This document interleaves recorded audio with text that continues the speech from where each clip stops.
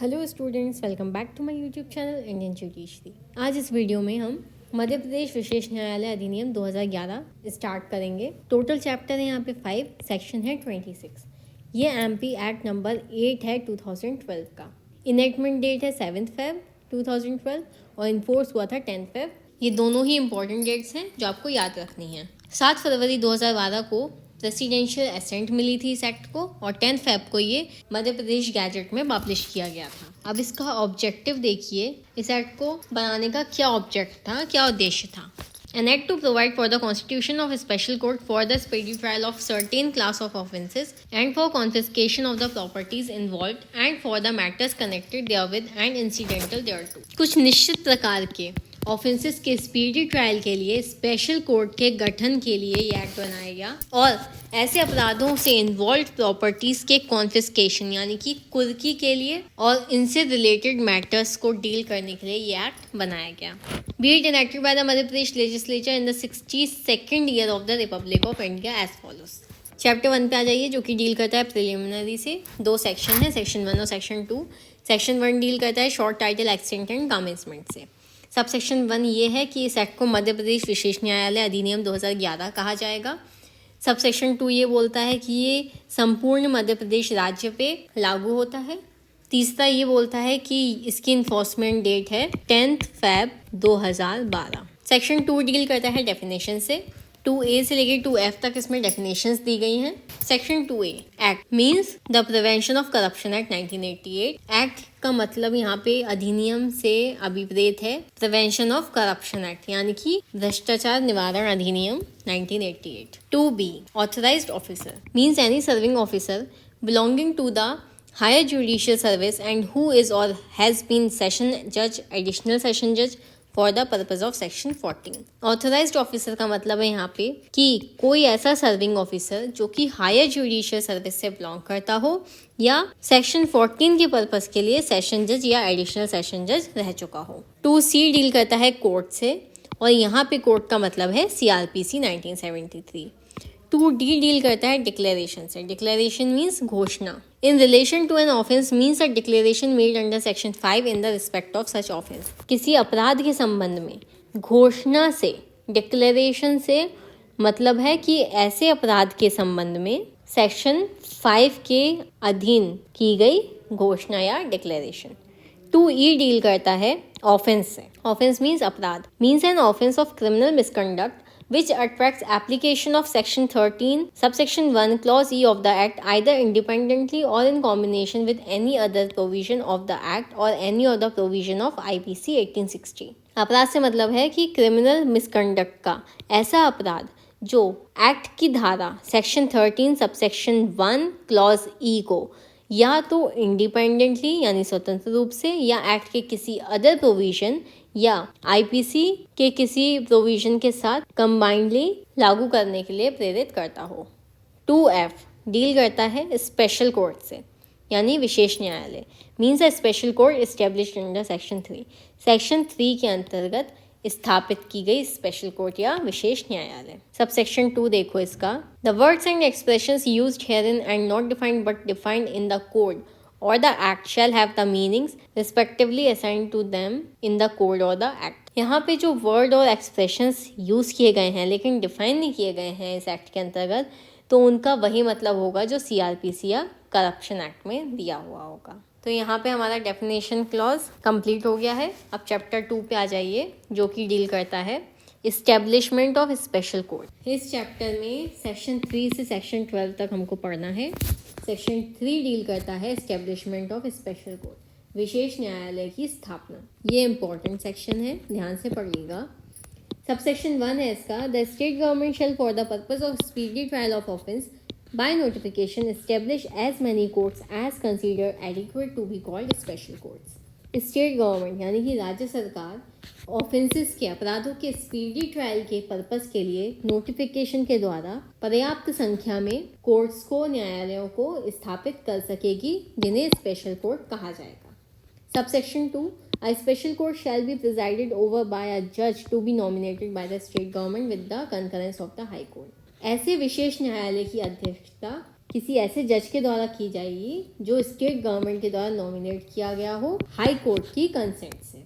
Subsection 3, no person shall be qualified for nomination as a judge of a special court unless he is a member of higher judicial service and is or has been a session judge or additional session judge in the state। कोई भी व्यक्ति as a जज of special court nominate नहीं किया जाएगा जब तक कि वो हायर जुडिशियल सर्विस का मेंबर ना हो या फिर जो स्टेट में सेशन जज या एडिशनल सेशन जज नहीं रहा हो। तो इसका क्या मतलब हुआ कि ऐसा ही व्यक्ति नॉमिनेट किया जाएगा जो कि हायर जुडिशियल सर्विस का मेंबर रह चुका हो या फिर उस स्टेट में यानी मध्य प्रदेश में सेशन जज या एडिशनल सेशन जज रह चुका हो। Cognizance of cases by special court, special courts द्वारा केसेस का संज्ञान या कॉग्निजेंस।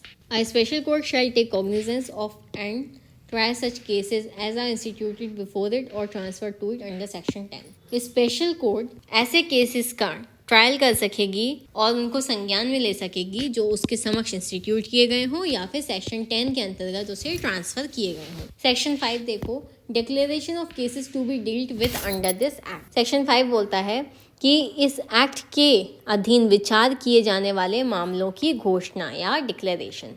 सबसेक्शन 1 बोलता है इसका कि where the state government on the basis of prima facie evidence have reason to believe that appropriate ground exists about the commission of an offence alleged to have been committed by a person who has held or is holding public office and is or has been public servant within the meaning of section 2C of the act in the state of MP, the state government shall make a declaration to that effect in every case in which it is of the aforesaid belief। जहाँ state government को prima facie evidence के आधार पर ये विश्वास करने का कारण हो कि किसी ऐसे व्यक्ति द्वारा किए गए किसी अपराध के किए जाने का समुचित आधार है जो कि पब्लिक ऑफिस होल्ड कर रहा हो या होल्ड कर चुका हो और जो एक्ट के सेक्शन 2C के अर्थ के अंतर्गत MP स्टेट में पब्लिक सर्वेंट हो या रह चुका हो। तो स्टेट गवर्नमेंट ऐसे प्रत्येक मामले में जिसमें कि उसका ऐसा विश्वास है तो वो उस आशय की, उस इंटेंशन की घोषणा, डिक्लेरेशन कर सकेगी। सबसेक्शन 2,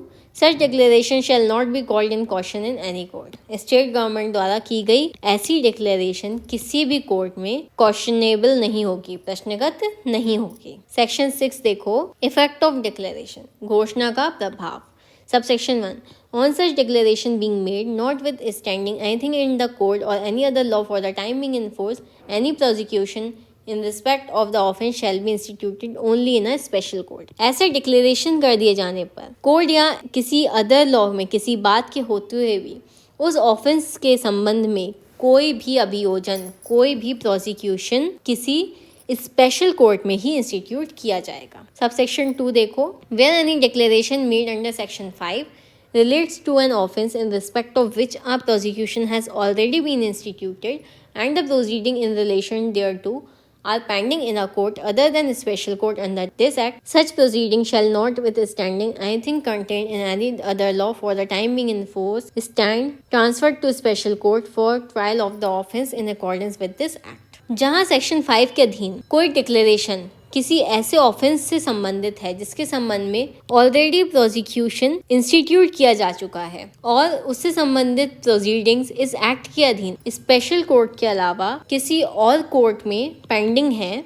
वहाँ किसी लॉ में अंतर्विष्ट किसी बात के होते हुए भी ऐसी प्रोसीडिंग्स इस एक्ट के अनुसार ऑफेंस के ट्रायल के लिए स्पेशल कोर्ट को ट्रांसफर कर दी जाएंगे। सेक्शन 7 डील करता है jurisdiction of special court as to trial of offences.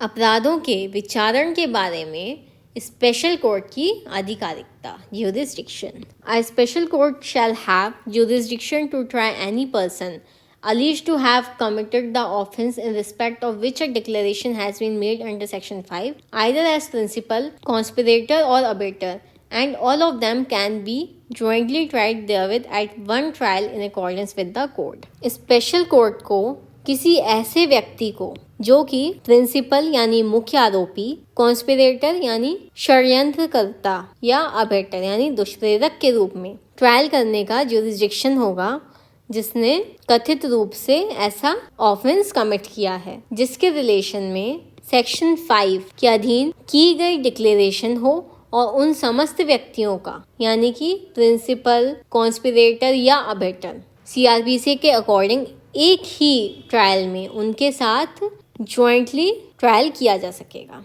Section 8 deal करता है procedure and power of special court से, विशेष न्यायालय की शक्तियां और प्रक्रिया। A special court shall, in the trial of such cases, follow the procedure prescribed by the court for the trial of warrant cases before a magistrate. Section 8 का subsection ये कहता है कि ऐसे केसेस में ट्रायल के लिए स्पेशल कोर्ट मजिस्ट्रेट के सामने वारंट वाले केसेस के ट्रायल के लिए सीआरपीसी द्वारा प्रिस्क्राइब प्रोसीजर को फॉलो करेगा। सबसेक्शन 2 देखो, save as expressly provided in this act, the provision of the code and of the act shall, in so far as they are not inconsistent with the provision of this act, apply to the proceedings before a special court, and for the purpose of the said provisions, the person conducting a prosecution before a special court shall be deemed to be a public prosecutor. Subsection 2 ये कहता है, इस act में express किए हुए provisions के सिवाय code और एक्ट यानी सीआरपीसी और करप्शन एक्ट के प्रोविजंस, जहां तक वे इस एक्ट के प्रोविजंस से इनकंसिस्टेंट ना हो, असंगत ना हो, स्पेशल कोर्ट के समक्ष की हुई प्रोसीडिंग्स को लागू होंगे और ऐसे प्रोविजंस के पर्पस के लिए स्पेशल कोर्ट के समक्ष प्रोसिक्यूशन कंडक्ट करने वाले जो व्यक्ति होंगे वो पब्लिक प्रोसिक्यूटर समझे जाएंगे। सबसेक्शन 3 देखो, अ special court may pass upon any person convicted by it any sentence authorised by law for the punishment of the offence of which such person is convicted. Subsection 3 ये कहता है कि special court उसके द्वारा किसी व्यक्ति को कन्विक्ट करने पर यानी दोष सिद्धि ठहराए जाने पर उसे उस ऑफेंस के पनिशमेंट के लिए जिसके लिए ऐसा व्यक्ति कन्विक्ट किया गया हो, दोषी ठहराया गया हो, लॉ द्वारा ऑथराइज कोई सेंटेंस पास कर सकेगा। तो ये हो गया सेक्शन 8 जिसमें स्पेशल कोर्ट के प्रोसीजर और पावर की बात हो गई। अब सेक्शन 9 देखो, डील करता है appeal against order of special court. Special court के आदेश के अगेंस्ट कहाँ अपील होगी ये हमें सेक्शन 9 में पता चलेगा, तो ये सेक्शन भी हमारे लिए इम्पॉर्टेंट हो गया। सब सेक्शन 1 देखो, Notwithstanding anything in the code, an appeal shall lie from any judgment and sentence of a special court to the high court, both on facts and law. Court में यानी CrPC में किसी बात के होते हुए भी स्पेशल कोर्ट का कोई सेंटेंस, कोई जजमेंट, उसके अगेंस्ट अपील लाई करेगी हाई कोर्ट में, फैक्ट्स और लॉ दोनों के बेसिस पे। सबसेक्शन 2 देखो, Except as aforesaid, no appeal or revision shall lie in any court from any judgment, sentence or order of a special court. Subsection 2 ये कहता है एक्सेप्ट एज अफोरसेड यानी उपरोक्त के सिवाय यानी सबसेक्शन 1 के सिवाय स्पेशल कोर्ट के किसी भी जजमेंट, सेंटेंस या ऑर्डर के अगेंस्ट किसी भी कोर्ट में कोई अपील, कोई रिवीजन लाई नहीं करेगा। सबसेक्शन 3 देखो, every appeal under this section shall be preferred within a period of 30 days from the date of judgment and sentence of a special court. इस सेक्शन के अंतर्गत प्रत्येक अपील 30 डेज के period में की जाएगी उस दिन से जिस दिन स्पेशल कोर्ट ने कोई सेंटेंस या जजमेंट पास किया है, उस दिन से 30 दिन के अंदर ही अपील फाइल की जाएगी।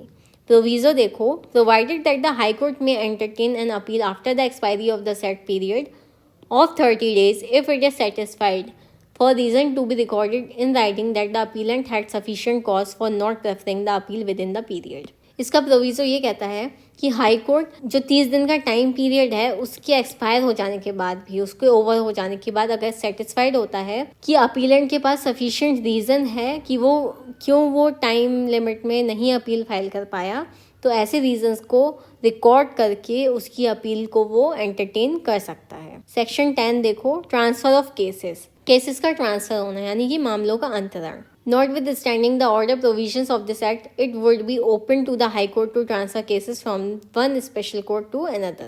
इस एक्ट के अन्य उपबंधों के होते हुए भी हाई कोर्ट केसेस को एक स्पेशल कोर्ट से दूसरे स्पेशल कोर्ट को ट्रांसफर कर सकेगा। सेक्शन 11 डील करता है special court not bound to adjourn a trial. किसी ट्रायल को एडजर्न करने के लिए, स्थगित करने के लिए स्पेशल कोर्ट बाउंड नहीं होगा। सबसेक्शन 1 देखो, अ special court shall not adjourn any trial for any purpose unless such adjournment is in its opinion necessary in the interest of justice and for reason to be recorded in writing. कोई special court किसी भी purpose के लिए किसी trial को तब तक adjourn नहीं करेगा जब तक कि ऐसा एडजर्नमेंट उसके ओपिनियन में नेसेसरी ना हो, इंटरेस्ट ऑफ जस्टिस के लिए यानी न्याय के हित में ज़रूरी ना हो, तब तक ऐसा कोई भी एडजर्नमेंट स्पेशल कोर्ट नहीं करेगा। और अगर वो जब कोई एडजर्नमेंट करेगा तो उसके रीजंस रिकॉर्ड करेगा राइटिंग में। Subsection 2, the special court shall endeavour to dispose of the trial of the cases within a period of 1 year from the date of its institution और ट्रांसफर। सबसेक्शन 2 ये कहता है कि special court किसी case के trial को उसके institute किए जाने या उसके ट्रांसफर की तारीख से 1 साल के अंदर डिस्पोज करने का प्रयास करेगा। टाइम पीरियड क्या दिया गया है? 1 ईयर, 1 साल के अंदर उसको निपटाएगा। सेक्शन 12 देखो, जो कि डील करता है प्रिजाइडिंग जज में act on evidence recorded by his predecessor.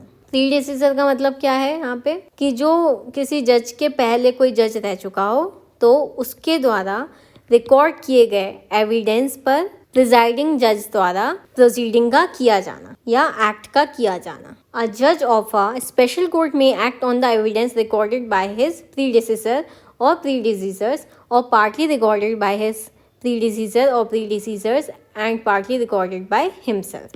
Special court का कोई जज उनके प्रीडिसीजर या प्रीडिसीजर्स के द्वारा रिकॉर्डेड एविडेंस या फिर उनके प्रीडिसीजर या प्रीडिसीजर्स के द्वारा पार्टली रिकॉर्डेड एविडेंस पे या खुद के रिकॉर्ड किए हुए एविडेंस पे एक्ट कर सकेगा। तो आई होप आपको चैप्टर 1 और चैप्टर 2 क्लियर हो गया होगा। नेक्स्ट वीडियो में हम चैप्टर 3 कवर करेंगे। अगर आपको कोई डाउट है तो हमें कमेंट सेक्शन में पूछ सकते हैं। अगर वीडियो पसंद आई हो तो please do like, share, comment and subscribe our channel. Thank you for watching. Bye.